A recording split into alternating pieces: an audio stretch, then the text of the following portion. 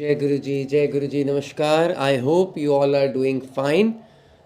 सत्संग शेयर करने से पहले बहुत ज़्यादा इम्पॉर्टेंट एक इंफॉर्मेशन मैसेज आपसे शेयर करना है। बहुत सारे कमेंट आते हैं कि अंकल हमें अपने बच्चों को वो पहनाना है, गुरु जी का लॉकेट, तो कौन से धागे में पहना है या हमें खुद पहनना है, कौन से धागे में पहना है। तो देखिए जी, अगर आपको बच्चों को पहनाना है तो गुरुजी ज़्यादातर बच्चों को गोल्ड चेन में, या बड़ों को भी ज़्यादातर को बोलते थे लॉकेट गोल्ड चेन में पहनो, ओम का। उस टाइम गुरुजी का लॉकेट नहीं था जब गुरुजी फिजिकली थे। तो जितने भी मैंने सत्संग सुने हैं पहले के, उसमें गुरुजी यही बोला करते हैं मैक्सिमम संगत को कि गोल्ड चेन में पहनो। अब छोटे बच्चे होते हैं घर में, तो गोल्ड चेन, संगत ने सवाल किया था गुरुजी से कि गुरुजी बच्चे हैं, पार्क वगैरह जाते हैं तो गोल्ड चेन में थोड़ा रिस्की होगा। तो गुरुजी सेड कि अच्छा कोई बात नहीं है, तो येलो धागे में पहना दो। तो स्पेशली अगर आप बच्चों को पहनाना चाहते हैं तो येलो धागे में पहना सकते हैं। खुद पहनना चाहते हैं तो मैं तो कहूँगा येलो या रेड धागे में पहनिए, और काले धागे में भी पहन सकते हैं, लेकिन मेरे को पर्सनली काले धागे में सूट नहीं करा। सूट करने का क्या मतलब है? वो ये मतलब है कि 2-3 बार मेरा जब मैंने काले धागे में शुरू में डाला था तो खुल के गिर गया लॉकेट, और उसके बाद जब से मैंने मोली में डाल रखा है। ये देखिए, अगर आपको दिखेगा तो येलो और रेड कलर की मोली जो हाथ में बांधते हैं, कलावा जिसे बोलते हैं, इसमें येलो भी होता है और रेड भी होता है। तो वो उसमें मैंने डाल रखा है और अभी मतलब इंटैक्ट है, कोई दिक्कत नहीं है। ना उतारने की ज़रूरत है, ना नहाते हुए, ना कभी। You can wear it all the time. Washroom में जाओ, कहीं भी जाओ, it's all okay. God is everywhere. भगवान हर जगह है। अगर भगवान वॉशरूम में नहीं है तो फिर क्या ही बात है, हर जगह है वो। हाँ, अगर आप गुरुजी का ब्रेसलेट पहनते हैं तो थोड़ा सा ध्यान रखना पड़ेगा, क्योंकि मोशन वगैरह करते हुए हमें थोड़ा ध्यान रखना पड़ता है कि अब ऐसी चीज़ें अगर पहनी हुई हैं तो फिर इनको तो उतारना पड़ेगा ना। तो वो थोड़ा सा आप ध्यान रखेंगे, स्पेशली फॉर द ब्रेसलेट। बाकी पूरा दिन इसलिए भी ब्रेसलेट पहनना डिफ़िकल्ट है क्योंकि स्पेशली फॉर द लेडीज़, घर के काम वगैरह होते हैं तो ब्रेसलेट टूटेगा, दिक्कत होगी, फिर आपको वहम आएगा। देखिए, एक होता है टूटना और एक होता है फिक्सिंग का निकलना। गुरुजी की कृपा से ब्लेसिंग सेवा चल रही है, मतलब अभी नहीं चल रही बट काफ़ी टाइम से कर रहे हैं। तो मैसेज आते रहते हैं संगत के कि अंकल ब्रेसलेट जो भेजा था आपने जीएसबी ने वो टूट गया या क्या हुआ। तो एक तो होता है पेस्टिंग का निकल जाना। कई बार पेस्टिंग जो गम होती है इसके अंदर वो निकल जाती है और ब्रेसलेट अलग हो जाता है, गुरुजी का स्वरूप अलग हो जाता है। दैट इज़ नॉट टूटना। टूटने का मतलब है इसका लॉकेट का क्रैक हो जाना। ऐसे ही जो ब्रेसलेट है उसका कुंडा खुल जाता है कई बारी। तो कुंडा खुलने का मतलब टूटना नहीं है। टूटना है कि मोती बिखर के अलग अलग हो जाएं, जो उसकी वायर होती है वो दाने दाने अलग हो जाते हैं, दैट इज़ टूटना। इन दोनों में डिफरेंस करिए। और मेरा तो टूटने का जो एक्सपीरियंस है वो बहुत अच्छा नहीं रहा है, कोई वहम वाली बात नहीं है, बट हाँ ऐसा मुझे लगा है कि कुछ इंडिकेशन देते हैं गुरुजी जब ब्रेसलेट टूटता है तो इट्स अ साइन कि कोई सिचुएशन थोड़ी सी ख़राब आएगी, या बहुत ख़राब आने वाली थी उसको थोड़े में करके बदला गुरुजी ने। दोनों ही चीज़ें हो सकती हैं। तो ये सबका अपना अपना एक्सपीरियंस है, ठीक है। ये एक मुझे आपको मैसेज देना था because so many comments are there for this thing, bracelet के ऊपर और गले के जो लॉकेट है इसके धागे के लिए। बाकी सिल्वर चेन में नहीं पहनना है लॉकेट, गोल्ड चेन में you can wear the locket. Gold में आप पहन सकते हैं अगर आप पहनना चाहें, और सिल्वर में तो बता ही दिया आपको। काले धागे में भी पहन के देख लीजिए, मैंने पहना था शुरू में बट मुझे थोड़ा सूट नहीं करा। बाकी जैसे शुरू में मैंने जो शुरू में पहना, गुरुजी और साईं बाबा का लॉकेट मेरे गले में पहले ही था। तो एज़ यू ऑल नो कि I am a Sai devotee, तो 17-18 साल साईं बाबा ने अपने पास रखा है, तो लॉकेट उनका पहना ही हुआ था मैंने गुरुजी का भी उसी में डाल दिया धागे में लॉकेट, तो वो खुल गया और गिर गया। फिर मैंने किया, फिर खुल के गिर गया। ऐसा 4-5 बार हुआ। Then I got the indication कि ये इंडिकेशन है, आप या तो अब एक तरफ हो जाओ, गुरुओं के मामले में एक साइड हो जाओ। ऐसा नहीं कि साईं बाबा नाराज़ हो रहे हैं या गुरुजी ने ऑर्डर दिया, बट ऐसा मेरे को इंट्यूशन हुआ। फिर मैंने गुरुजी का लॉकेट पहना और उसके बाद कभी नहीं खुला। तो कृष्ण जी की तरफ मेरा झुकाव, जब से मैं गुरुजी से जुड़ा हूँ उसके बाद से कृष्ण भगवान की तरफ मेरा झुकाव बढ़ता चला गया, और शिव रूप में मैं अब गुरुजी को ही देखता हूँ। तो अब मैं शंकर भगवान की अलग से पूजा या अलग से भक्ति नहीं करता हूँ, तो आई सी गुरुजी एज शंकर भगवान। बचपन से मेरे जो ईष्ट देव रहे हैं वो शंकर भगवान रहे हैं।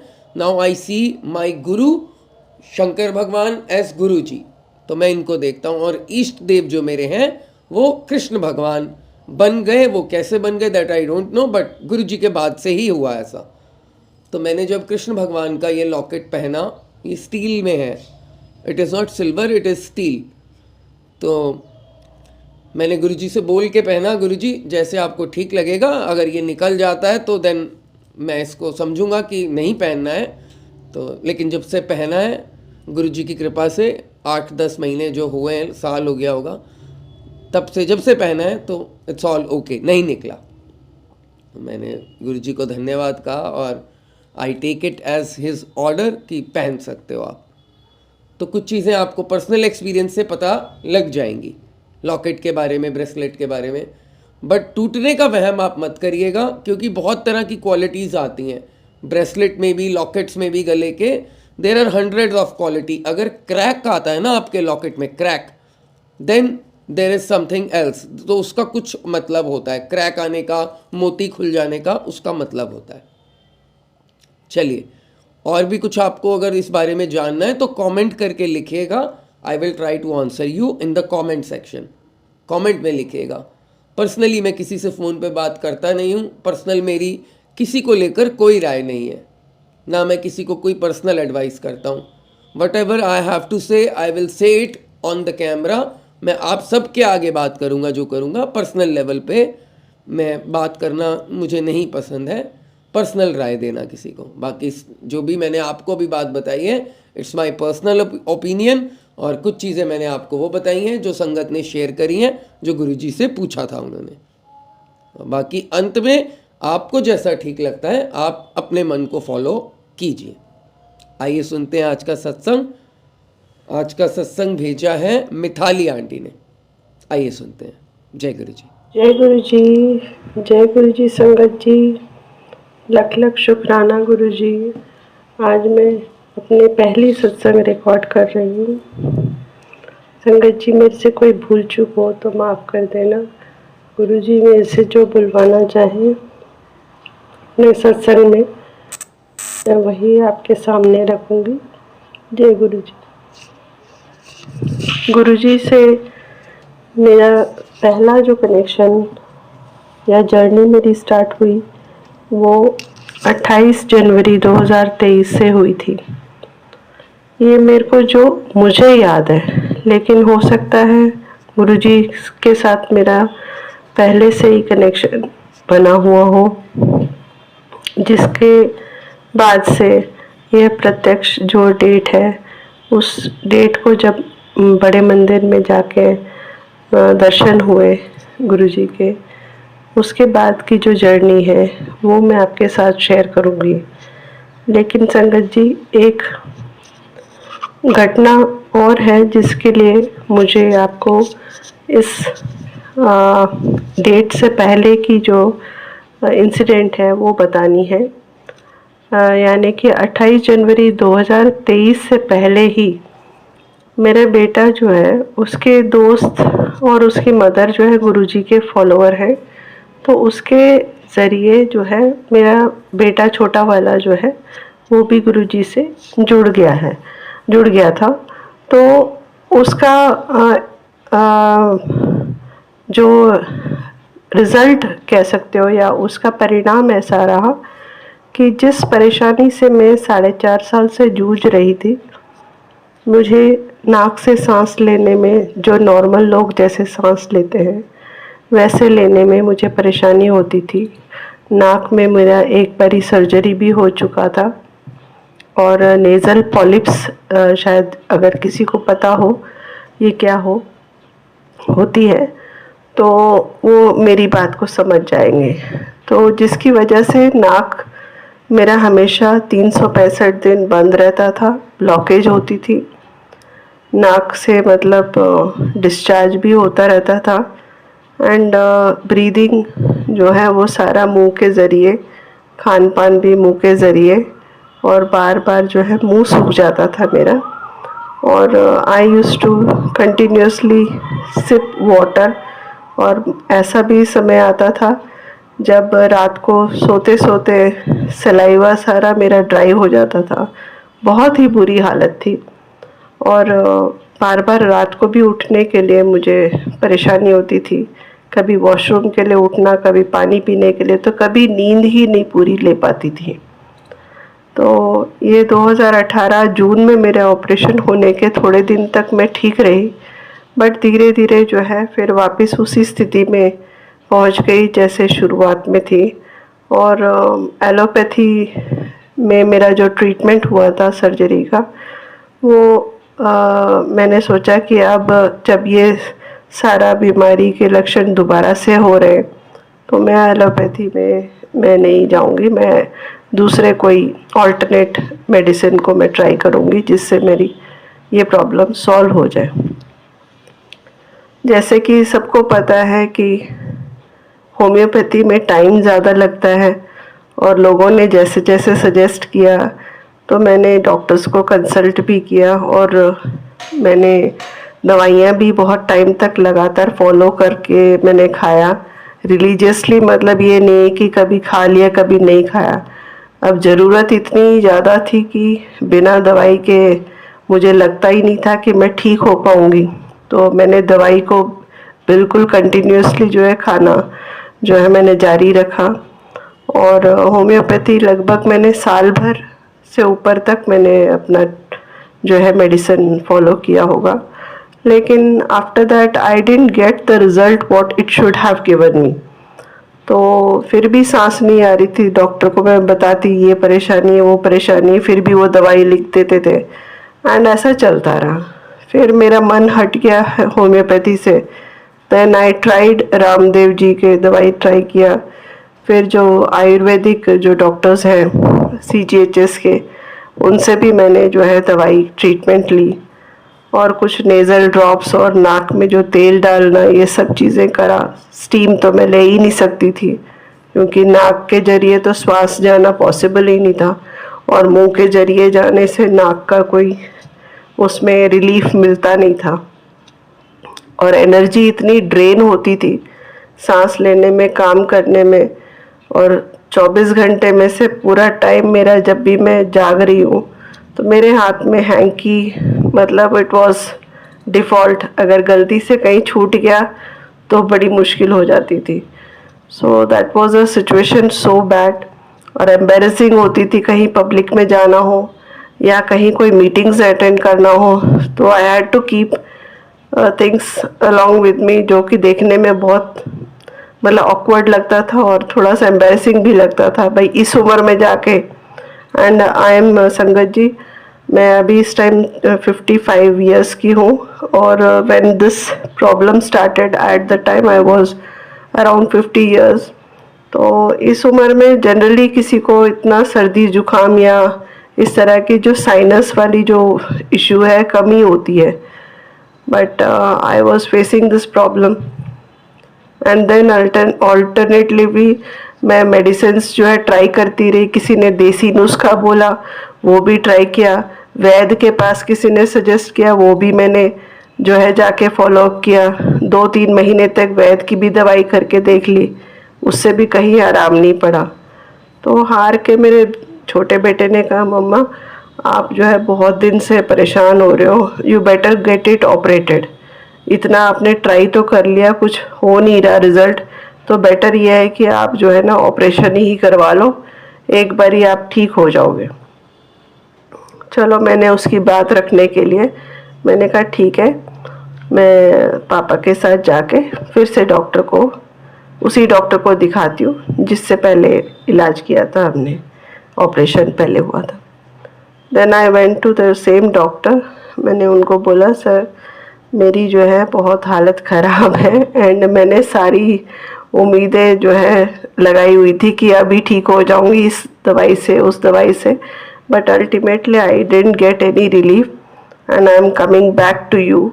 बट जो पहले आपने दवाई दी थी उसके मुझे साइड इफ़ेक्ट्स हुए थे एंड मेरा बीपी रेज हो गया था, शूट अप हो गया था, और उसके साथ में मुझे गिडीनेस, चक्कर बहुत आने लगे। उस दवाई का जो साइड इफ़ेक्ट है, स्टेरॉयड उन्होंने पहले प्रिस्क्राइब किया हुआ था अलॉन्ग विद अदर मेडिसिन, तो वो स्टेरॉयड मुझे सूट नहीं किया इन बिटवीन। जब मैंने दोबारा एलोपैथी स्टार्ट किया देन आई डिसकंटिन्यूड। मुझे डर लग गया कि नहीं इससे तो इतना मेरी हालत ख़राब हो रही है, तो I can not go for allopathy. Then I told the doctor to change the medicine, और उन्होंने कहा अच्छा ठीक है मैं आपको दूसरी दवाई लिख देता हूँ, आप ये दवाई ट्राई कर लीजिए। संगत जी ये 12 दिसंबर की बात है 2022, जब मैं डॉक्टर के पास 2018 के बाद दोबारा कंसल्टेशन के लिए गई। बीच में एक बारी मैं अक्टूबर में गई थी, बट अक्टूबर में जब उन्होंने कोई दवाई दी थी वो मुझे सूट नहीं किया, तो then I didn't continue with that medicine. Then in the month of December, 12th दिसंबर, again when I visited the doctor, तो उन्होंने मेरे को जो दवाई दी उन्होंने कहा कि आप पहले हाफ टैबलेट ट्राई करिए, उस हाफ टैबलेट में आपको कोई साइड इफ़ेक्ट ना हुआ तो next day you go for the full tablet. तो मैंने पहले दिन आधी गोली ले ली तो मुझे कोई ऐसा साइड इफ़ेक्ट नहीं महसूस हुआ। Then next day I went for the full tablet, तब भी मेरे को कुछ ऐसा ख़राब नहीं लगा। तो जो मुझे डर था कि मेरा बीपी हाई हो रहा है और मेरे को चक्कर भी आ रहे हैं, तो ऐसा कुछ मेरे साथ हुआ नहीं। तो then I continue to take the medicine, जो 7 डेज़ का कोर्स उन्होंने दिया था। तो एंटीबायोटिक भी बहुत हाई लेवल का डोसेज दिया हुआ था, plus some other medicine also regular वो उन्होंने मुझे जो प्रिस्क्राइब किया सारी दवाइयाँ ले ली।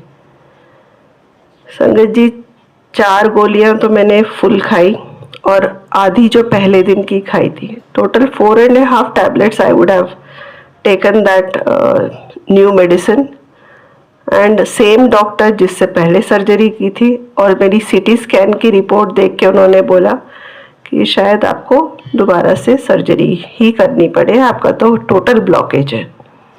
तो मैं मन ही मन प्रे कर रही थी, हे भगवान ऐसा कुछ हो जाए कि मेरे को सर्जरी ना करना पड़े और दवाई से मैं ठीक हो जाऊं। 5वें दिन मेरे को जो है स्मेल आनी शुरू हुई। The first time in 4.5 years I could get my sense of smelling back। और भगवान के आगे जब भी धूप बत्ती करती थी, भगवान को देख के मैं बोलती थी आपको मेरे पे कोई दया नहीं आती, कोई तरस नहीं आता। रोज़ मैं आपको इतनी सुगंधित जो है धूप अगरबत्ती देती हूँ, तो क्या मुझे भी उसकी फ्रेगरेंस नहीं मिल सकती। तो I used to talk to God की बात कर लेती थी। तो मैंने कहा कभी तो आँख खोल के देखोगे ना। तो उस दिन जब मेरे को अपनी स्मेल सेंस वापस आई, सो मेरे को इतनी खुशी हुई और मैंने धन्यवाद दिया भगवान का कि अब जो है मुझे ये आज तो मुझे स्मेल सेंस आ रही है। Let me see whether tomorrow also it is going to be the same. तो नेक्स्ट डे भी मैंने जब I could identify the smell, then मुझे लगा कि नहीं ये सारी दवाइयाँ जो हैं अब मेरे को रिलीफ देने लगी है, and I am able to regain my senses of smelling and taste as well. संगत जी मुझे सिर्फ 4 बेसिक टेस्ट का पता होता था, नमक, मिर्च, मीठा और कड़वा। या थोड़ा सा खट्टा। ये इस 5 के अलावा मुझे कोई और फ्लेवर का कोई पता नहीं।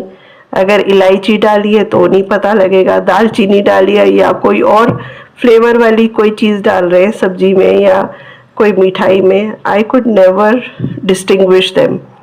And after this 5th day मेरे को जो है चाय में अदरक का फ्लेवर पता लगने लगा, एंड जो मैं खाना खाती थी उसमें भी मुझे मसाले का भी फ्लेवर पता लगता था। So this was the way I could find my self on the path of recovery. तो मैंने भगवान को बहुत बहुत धन्यवाद दिया। I am also Krishna ji का जो भक्त हूँ मैं, और मैं उनको जो है लड्डू गोपाल जी को घर में विराजमान किया हुआ है। तो रोज़ भोग लगाती थी, उनसे बातें करती थी और उनको कहती थी अपनी जो भी दुविधा है। तो मैंने आशा ही छोड़ रखी थी, but I am a very strong fighter and I never give up. तो मैं हमेशा जीवन में मैंने कभी हार नहीं मानी है। अभी कभी भी कोई विकट परिस्थिति होती थी तो मैं अपने आप को जो है ये नहीं महसूस होने देती थी कि that I am a weak person and I will surrender to the situation. तो मैंने अपने आप को, अपने अंदर की जो पॉजिटिविटी है, काफ़ी हद तक जो है अपने आप को बनाए रखा पॉजिटिविटी को। और जिस भी हालात में भगवान ने मुझे रखा था, बीमार थी मैं बहुत ज़्यादा, तो इस हालात में भी जब मेरे पेरेंट्स और मेरे जो फैमिली मेम्बर्स मेरे लिए प्रे करते थे, पूछते थे कैसी तबीयत है, I didn't have any answer. तो मैं बोलती थी सब ठीक है, कह रहे कैसे जी रही है तू, कैसे है। सो दे वर सो वरीड ऑलवेज, एंड मैं उल्टा उनको जो है हौसला देती थी, उनको बोलती थी कुछ नहीं है, सब ठीक हो जाएगा। तो मतलब अंदर से, चाहे मेरे को ऐसा कोई सिग्नल नहीं मिल रहा था, बट अंदर से एक उम्मीद थी कि मैं ठीक हो जाऊंगी, दूसरे को क्यों परेशान करूं अपनी परेशानी से। So that was the way I used to take thing, and that day ultimately, जिसको बोलते ना ऐतिहासिक दिन या उस चमत्कार वाला दिन, या वो मेरे लिए शुभ दिन है जो था, that was on the 19th of December 2022 when such a big healing happened to me और मैं ठीक हुई। तो ये मैंने सारी बात इसलिए बताई संगत जी, जुड़ी तो मैं 28 जनवरी से थी गुरुजी के, जब मैं बड़े मंदिर गई, लेकिन ये घटना उससे पहले की है, यानी कि just a month ago, may be month and a half अगो ये घटना हुई। ये मैं इसलिए बताना चाह रही थी, आप सत्संग के द्वारा ही मैंने ये सब सीखा, जाना कि परिवार का एक भी सदस्य अगर जुड़ जाता है तो बाकी सभी का कल्याण गुरुजी जो है करते हैं।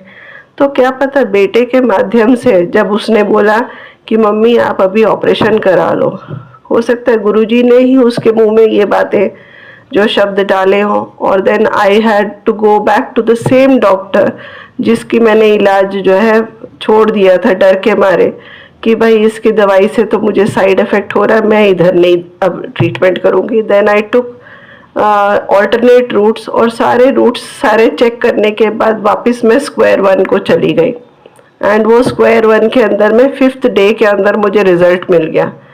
And sangat ji, you won't believe, after that 1 week की मैंने जो डॉक्टर ने दवाई दी थी, उस दवाई के बाद मैंने क्या किया, सारी पोटलियाँ जितनी भी मेरे पास आयुर्वेदिक की दवाइयाँ थी, होम्योपैथी की है, सब की एक बड़ा सा बंडल बना के मैंने उठा के फेंक दिया सामने। मैंने कहा अब मैं कोई दवाई नहीं खाऊंगी। तो शुक्राना गुरुजी, धन्यवाद। You took care of me even when I had not been physically connected with you. उस टाइम में मैं आपके दर्शन के लिए भी नहीं आई, ना मैंने आपके बारे में इतना सोचा जाना, तो तब भी आपने इतना ख्याल रखा। धन्यवाद, अनंतम शुक्राना। आज के लिए मैं इतना ही सत्संग अभी शेयर कर रही हूँ। मेरे पास और भी बहुत सारे सत्संग हैं जिसको मेरे को शेयर करना है, but this is the first satsang I wanted to share because of my health issues. और इस हेल्थ इश्यू में मालिक ने मतलब कैसे मुझे ठीक किया मुझे नहीं पता। और जो मेरे बेटे के दोस्त की मम्मा है वो गुरुजी की फॉलोअर है, उन्होंने बोला दीदी आपने जो है जरूर लंगर प्रसाद जो आपके बेटे के हाथ भिजवाया था आपने किया है, और गुरुजी ने देखो आपको ठीक भी कर दिया। एंड कोई होप नहीं था कि सर्जरी के बिना ठीक हो सकता है। It is just because of Guruji's blessings और उनकी जो हस्त है, वरद हस्त जिसको बोल सकते हैं, तो वो बना हुआ था मेरे बेटे के माध्यम से मेरे और मेरे परिवार वालों के ऊपर। तो उसके वजह से मैं आज जो है स्वस्थ हूँ और आप सबसे मैं बात कर पा रही हूँ। नहीं तो मुझे इतनी बात करने में बार बार रुकना पड़ता था। आई couldn't even speak for so long at a stretch. So I used to speak for 2 minutes and उसके बाद हर 2 मिनट 3 मिनट के बाद मुझे पानी जो है सिप करना पड़ता था। थैंक यू सो मच गुरुजी। आज मैं विदाउट एनी ब्रेक पॉज के इतनी देर तक मैं बात कर पा रही हूँ। ये सब आप ही की कृपा और आपकी दया का जो है परिणाम है। धन्यवाद धन्यवाद नितिन अंकल जी। आपके इस चैनल के माध्यम से बहुत कुछ सीखा, जान रही हूँ और समझ रही हूँ कि कैसे गुरुजी ने अपने जो है भक्तों का ख्याल रखा है। और रोज़ कुछ ना कुछ नए मैसेजेस जो है आपके थ्रू और बाकी जो शॉर्ट्स आते हैं यूट्यूब के उसके माध्यम से देखती सुनती रहती हूँ। बहुत ही अच्छा लगता है। Every day is a new day and every day I find Guruji's blessings always and protection उनका जो है मुझे लगातार उनकी जो मैसेजेस हैं इंडिकेशन से समझ आते हैं। और I am so happy that I am now in Guruji sharan, और इसके अलावा और कोई जगह जाने की ज़रूरत नहीं। अब मेरे को लगता है कि this is the ultimate place and now I don't have to look for any help and any advice here and there. Thank you so much for being always there. जय गुरु जी। जय गुरु जी, जय गुरु ji. Thank you aunty, thank you Mithali aunty. आपने अपनी journey share करी और हम सब की कामना है कि आप जल्द से जल्द पूरी तरह से स्वस्थ हों, और अगर हो गई हैं तो बहुत अच्छी बात है। बाकी जो आपने एक बात की मुझे बड़ी अजीब लगी, आपने बोला 50 साल की उम्र में प्रॉब्लम हो गई, अक्सर ऐसा नहीं होता। तो मेरी वाइफ अभी 35 की हैं और उनको 10 साल से साइनस की प्रॉब्लम है। बहुत सारे बच्चों को मैं जानता हूँ जिनको 10 साल की एज से शुगर की बीमारी है। बहुत सारे बच्चों को मैंने देखा है हॉस्पिटल में जिनका किडनी फेलियर है at the age of 12। I have seen so many kids with the problem of heart issue in hospital, क्योंकि मेरा 10-15 साल हॉस्पिटल में ही आना जाना रहा है विद माई पेरेंट्स। पहले मदर के साथ I use to go to hospital for 8-9 years for her dialysis, और फिर फादर को भी हार्ट की प्रॉब्लम रही 2-3 साल। तो I have seen these things. 12-12 साल के बच्चे आते थे with the case of kidney failure. मैं बहुत शॉक हो जाता था।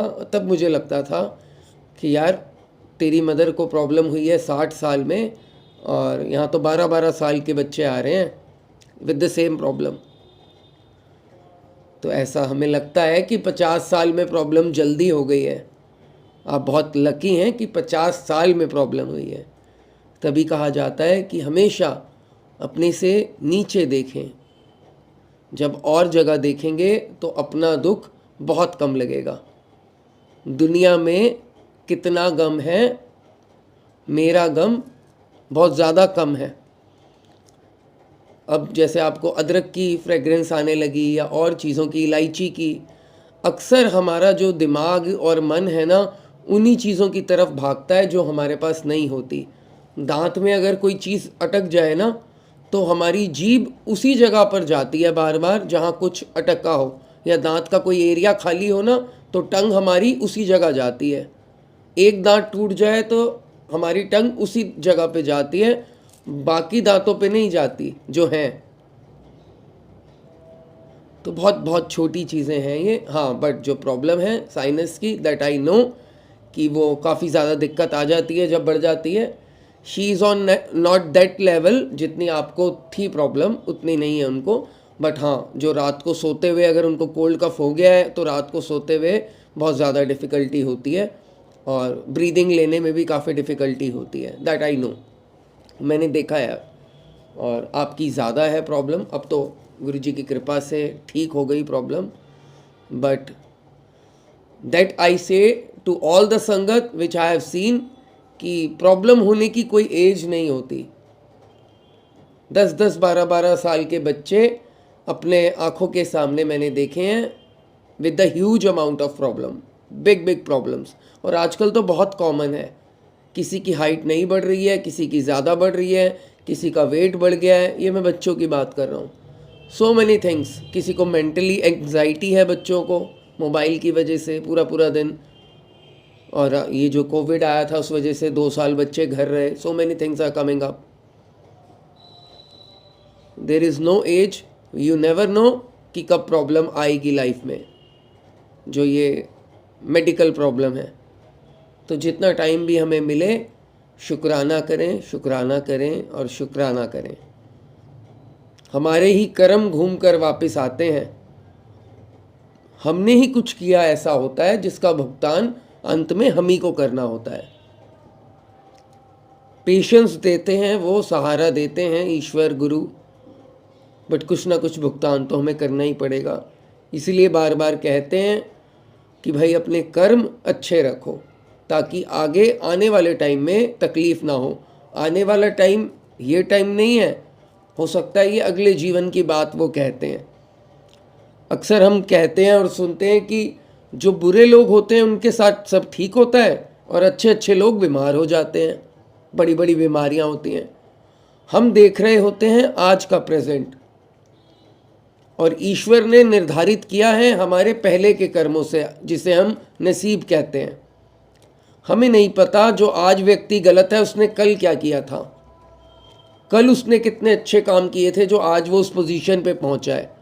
संसार में, मटेरियल वर्ल्ड में, फाइनेंस ही देखते हैं ज़्यादातर हम कि ये लोग इतने अमीर हैं, ये तो बहुत गलत काम करते हैं, हमारे पास कुछ भी नहीं है, still we are facing so many problems.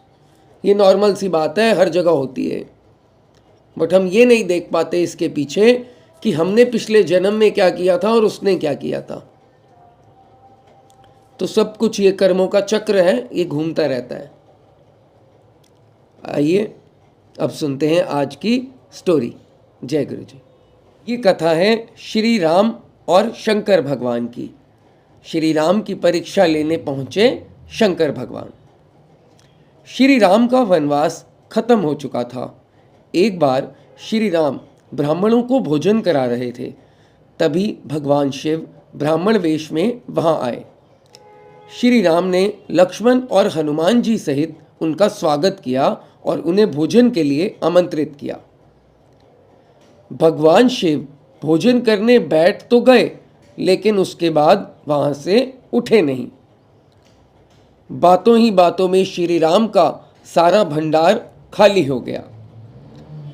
Lakshman और हनुमान ये देखकर चिंतित हो गए और आश्चर्य से भर गए। एक ब्राह्मण उनके द्वार से भूखे पेट लौट जाएगा तो ये बहुत बड़े अपमान की बात है। उन्होंने श्री राम से और भोजन बनवाने की आज्ञा मांगी। श्री राम तो सब कुछ जानते ही थे। उन्होंने मुस्कुराते हुए लक्ष्मण से देवी सीता को बुलाकर लाने के लिए कहा। सीता जी वहां आई और ब्राह्मण वेश में बैठे भगवान शिव का अभिवादन किया। श्री राम ने मुस्कुराते हुए सीता जी को सारी बातें बताई और उन्हें इस परिस्थिति का समाधान करने को कहा। सीता जी अब स्वयं महादेव को भोजन कराने के लिए आगे बढ़ी। उनके हाथ का पहला ग्रास खाते ही भगवान शिव संतुष्ट हो गए। भोजन के उपरांत भगवान शिव ने श्री राम से कहा कि भोजन करने के कारण वह स्वयं अब उठने में असमर्थ हैं। इसी कारण कोई उन्हें उठा दे तो वह सो जाएं, कोई उन्हें उठाकर शैया पर लेटा दे तो वो सो जाए। श्री राम की आज्ञा से हनुमान जी महादेव को उठाने लगे, मगर आश्चर्य की बात ये थी कि एक विशाल पर्वत को उठाकर फेंक देने वाले हनुमान जी, जिनके बल का कोई पार नहीं था, महादेव को हिला तक नहीं सके। भला रुद्र अवतार रुद्र की शक्ति से कैसे पार पा सकते थे? हनुमान लज्जित होकर पीछे हट गए। फिर श्री राम की आज्ञा से लक्ष्मण ये कार्य करने को आए। अब तक वो ये समझ चुके थे कि ये कोई साधारण ब्राह्मण नहीं है। अनंत की शक्ति से भी अनंत लक्ष्मण परम पिता ब्रह्मा, नारायण और महादेव को याद करते हुए, उनका स्मरण करते हुए, उनसे प्रार्थना करते हुए शंकर भगवान को उठाने लगे और उन्होंने शंकर भगवान को उठा लिया और शैया पर लिटा दिया। लेटने के बाद भगवान शिव ने श्री राम से सेवा करने को कहा।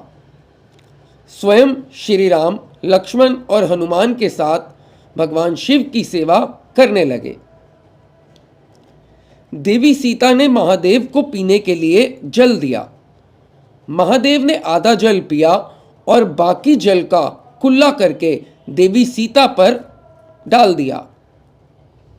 देवी सीता ने इस बात पर भगवान शिव के आगे हाथ जोड़कर कहा कि हे ब्राह्मण देव, आपने अपने झूठन से मुझे पवित्र कर दिया। ऐसा सौभाग्य तो बिरलों को ही प्राप्त होता है। ये कहते हुए देवी सीता उनके चरणों में स्पर्श करने के लिए बढ़ी। तभी महादेव अपने असली स्वरूप में आ गए। महाकाल के दर्शन होते ही सभी ने करबद्ध होकर उन्हें नमन किया। भगवान शिव ने श्री राम को अपने हृदय से लगाते हुए कहा कि आप सभी मेरी परीक्षा में उत्तीर्ण हुए। ऐसे कई अवसर आए थे जब किसी भी मनुष्य को क्रोध आ सकता था, लेकिन आपने संयम नहीं खोया। इसी कारण संसार आपको मर्यादा पुरुषोत्तम श्री राम कहता है। उन्होंने श्री राम से वरदान मांगने को कहा, किंतु प्रभु राम ने हाथ जोड़कर कहा कि आपके आशीर्वाद से मेरे पास सब कुछ है। अगर आप कुछ देना ही चाहते हैं तो अपने चरणों में सदा भक्ति का आशीर्वाद दीजिए।